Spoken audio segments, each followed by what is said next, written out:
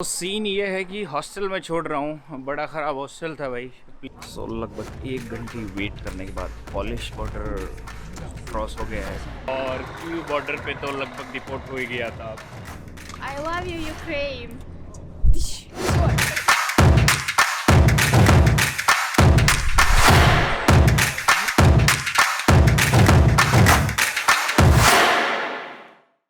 To be honest, it's very hard for me and for Asha and her husband Paolo कि मैं छोड़ के जा रहा हूँ उन्हें। वो नहीं चाहते थे कि मैं जाऊँ, वो चाहते थे कि मैं रुकूँ, लेकिन उन्हें ये भी पता है कि अगर रुक गया तो और ज़्यादा बड़ी प्रॉब्लम हो जाएगी और आपाधापी में बस पकड़नी पड़ेगी है यूक्रेन की। एनीवेज, नमस्ते, नमस्कार, हेलो, प्रीवियस उम्मीद डूइंग एब्सोल्युटली ज़बरदस्त और स्वागत है आपके अपने यूट्यूब चैनल ओए ट्रैवलॉगर में। और मैं इस समय वॉर्शॉ के बस स्टॉप पे और टेम्परेचर है 2 डिग्री सेल्सियस और हवा चल रही है इतनी तेज़ कि कान जम गए भाई। और बस पकड़नी 1 बजे है यूक्रेन की। टाइम तो लेगी वो 15 घंटे का दिखा रखा है, लेकिन पावेल भाई साहब ने, पाशा भाई ने कहा जो कि यूक्रेन के, कि आपको बॉर्डर पे बहुत टाइम लगने वाला है। ऐसा मान लिए 15 के 30 घंटे ही मान के चलिए, और अगले 48 घंटे में यूक्रेन का बॉर्डर कभी भी क्लोज़ हो सकता है, जैसा कि इंटरनेट पे न्यूज़ है और पाशा भाई ने मुझे बताई, जो कि यूक्रेन के ये खुद रहने वाले। और पोलैंड के भी सारे बॉर्डर बंद होने वाले हैं मंडे से। यहाँ के एयरपोर्ट भी बंद होने वाले हैं। जाने का मेरा प्लान था यहाँ से लिथुआनिया जाने का, फिर लैटविया, फिर एस्टोनिया और फिर जाने का हेलसिंकी फिनलैंड, और वहाँ देखने के लिए जो वो लाइट्स होती, नॉर्दर्न लाइट्स, वो वाला सीन देखने का था। बिकॉज़ इस टाइम बेस्ट टाइम है, लेकिन अभी क्या करें, वो सारी कंट्री मैं बिल्कुल रिस्क लेना चाहता हूँ वहाँ जाने के, लेकिन वो कंट्रीज़ ही क्लोज़ हैं, किसी को अभी आने नहीं दे रही है एक्सपेक्ट को। ओनली वहाँ के सिटीजन्स ही जा सकते हैं। और यूक्रेन में भी बड़ी प्रॉब्लम हो सकती है, बिकॉज सभी कह रहे हैं कि बॉर्डर क्रॉस करना बड़ा पेचीदा काम है और इस सिचुएशन में बड़ी प्रॉब्लम हो सकती है। इवन मेरे पास वहाँ से रिटर्न फ़्लाइट या रिटर्न ट्रेन बस टिकट कुछ भी नहीं है। रिस्क ले रहा हूँ और तकरीबन 23 यूरो की ये टिकट पड़ी है मुझे।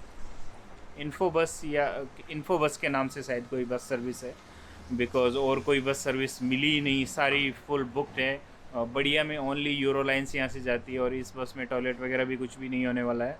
और बॉर्डर तो बड़ा ही ख़तरनाक सीन होने वाला है, और मुझे ऐसा लग ही भी रहा है कुछ ना कुछ तो होगा। क्या होगा, अच्छा होगा, बुरा होगा, वो तो पता नहीं, वो बॉर्डर पे जाने के बाद ही पता चलेगा। यूक्रेन बॉर्डर तकरीबन आई थिंक सुबह सूरज उगने के बाद में ही पहुंच पाऊंगा मैं, और फिर वहाँ से देखता हूँ क्या होता है।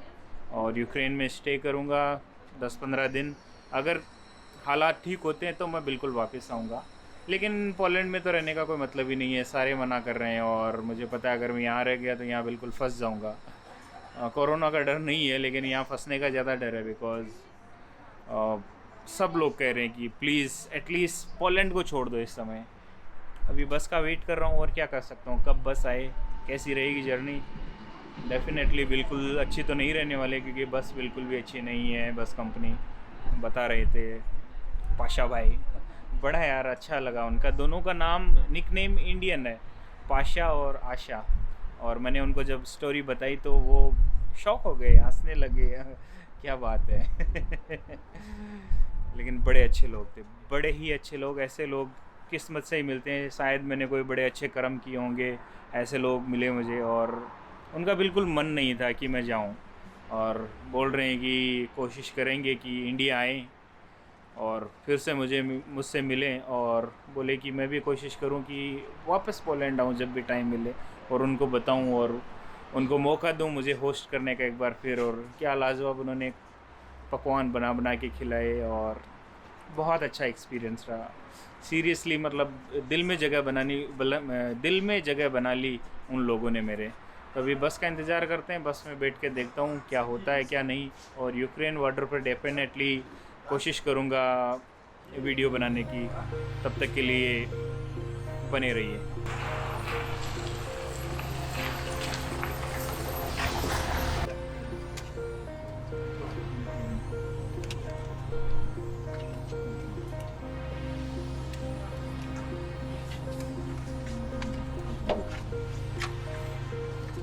और पोलैंड बॉर्डर पे पहुंचते ही बस में आकर एक इमिग्रेशन ऑफिसर हम सब के पासपोर्ट ले गए और स्टैंप करके वापस दे दिए, जिन्हें बस में ही बैठी एक महिला यात्री ने हम सबको वापस लौटा दिए। माइंड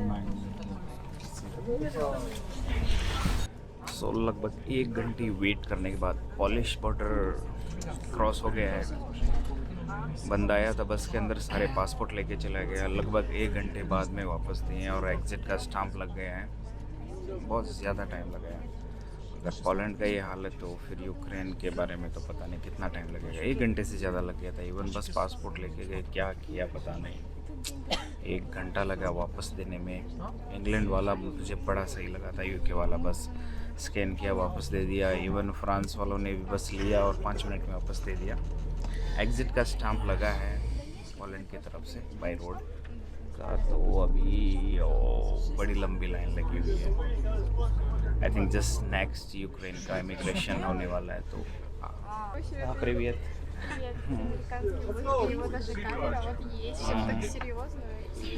और हाँ, ये मोहतरमा इंस्टा ब्लॉगर है। इनके लगभग 25,000 इंस्टाग्राम के फॉलोवर है, जो कि बड़ी बात है इन यूरोपियन कंट्रीज़ के लिए। और ये इसी चीज़ के बारे में स्टडी भी करती है पोलैंड में। और ये लो आई थिंक यूक्रेन का बॉर्डर आ गया है, चलाने लग गया है यूक्रेनियन में। डेफिनेटली एक्सपीरियंस अच्छा नहीं होने वाला है, देखते हैं क्या होता है। А де на тобі білий костюм хімізащитний? Нема, не видали, представляєте? Главное, хоча б целофан на себе.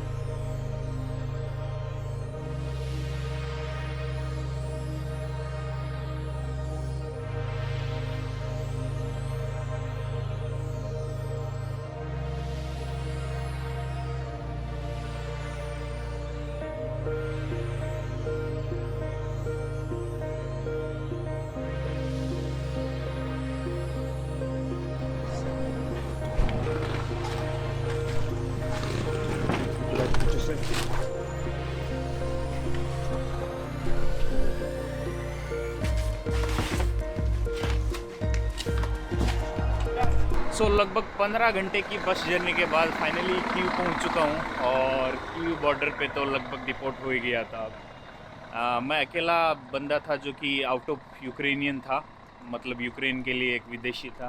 तो फिर इमिग्रेशन वालों ने बुलाया, 2 लेडीज़ थी और अपने काउंटर पे बुलाया कि आप सामने खड़ी रह जाइए। फिर सवाल पूछे, क्योंकि मेरे पासपोर्ट में 2 रशियन वीज़ा लगे हुए हैं। रशिया क्यों गए थे, क्रीमिया गए थे कि नहीं गए थे, रशिया कैसा था।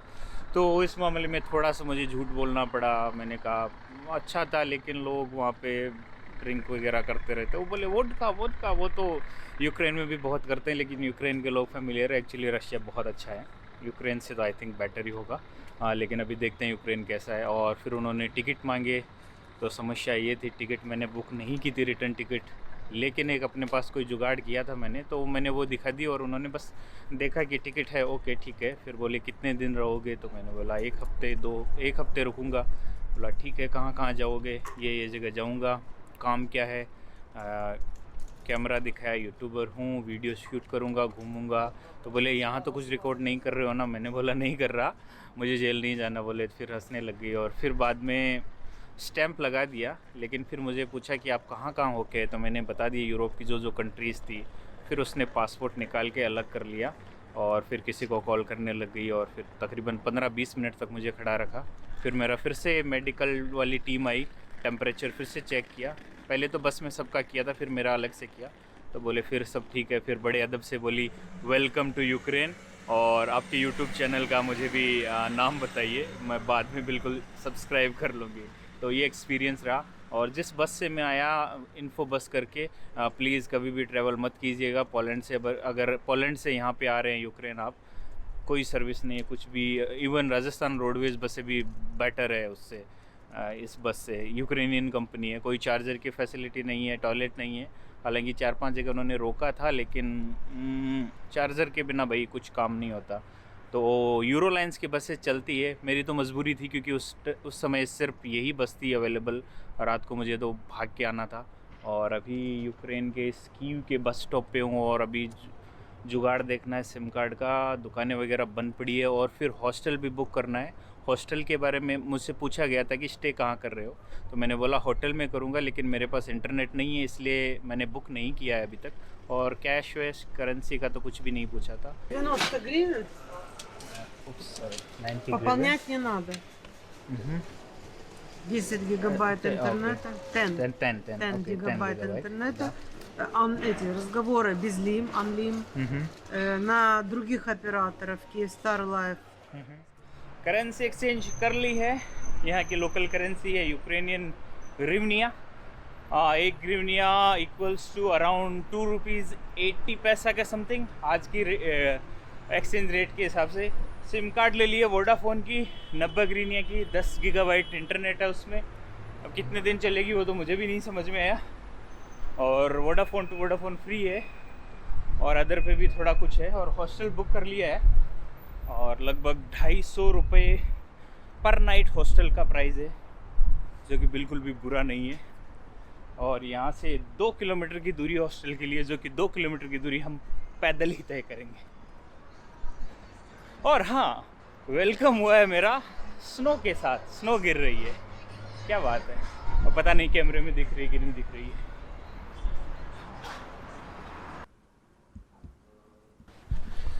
सो सीन ये है कि हॉस्टल में छोड़ रहा हूँ। बड़ा ख़राब हॉस्टल था भाई, प्लीज़ मत आना। बहुत सस्ता था और कहते हैं ना, सस्ता पड़ा महंगा।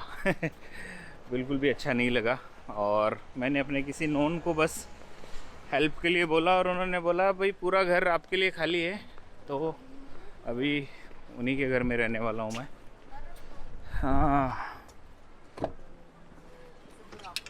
हॉस्टल छोड़ने के पीछे सीन ये रहा कि बड़े ही अजीब तरह के रूल थे उसमें हॉस्टल में। हालांकि 250 रुपये पर नाइट का था, लेकिन आप जूते चप्पल नीचे उतार के जाएं और हॉस्टल में कमरे में अपना बैग नहीं रख सकते। एक लॉकर बिल्कुल छोटा सा जिसमें मेरा लैपटॉप भी नहीं आए, और अपने सारे बैगेज वो आपको लॉकर रूम में रखने होंगे, जो कि अंडरग्राउंड है और सीढ़ियों से बड़ा ख़तरनाक है।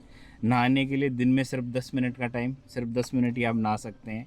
उसके बाद में आपको चार्ज पे करने होंगे 1 ग्रिवनिया पर मिनट, जो कि बहुत ज़्यादा नहीं है, लेकिन यार क्या है ये।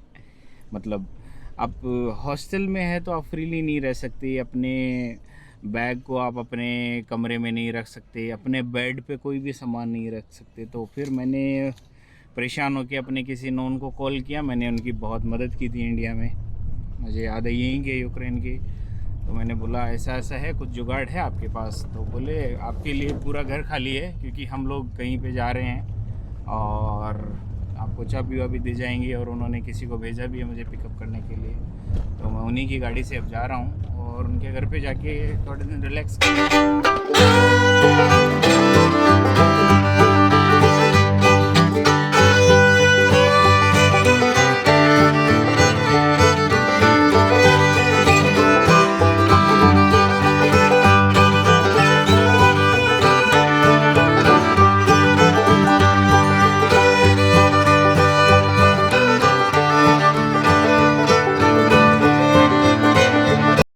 से निकल के फ्लाइट में आ गया हूँ। पहली बार इस टूर में इतना बड़ा स्पेस मिला, एक्चुअली बड़ा लग्जरी है। और मेरे लिए तो जैसे हॉस्टल में रहने वाला बंदा, तो मेरे लिए तो बहुत ज़्यादा लग्जरी है ये फ्लाइट, और अकेला रहने वाला हूँ।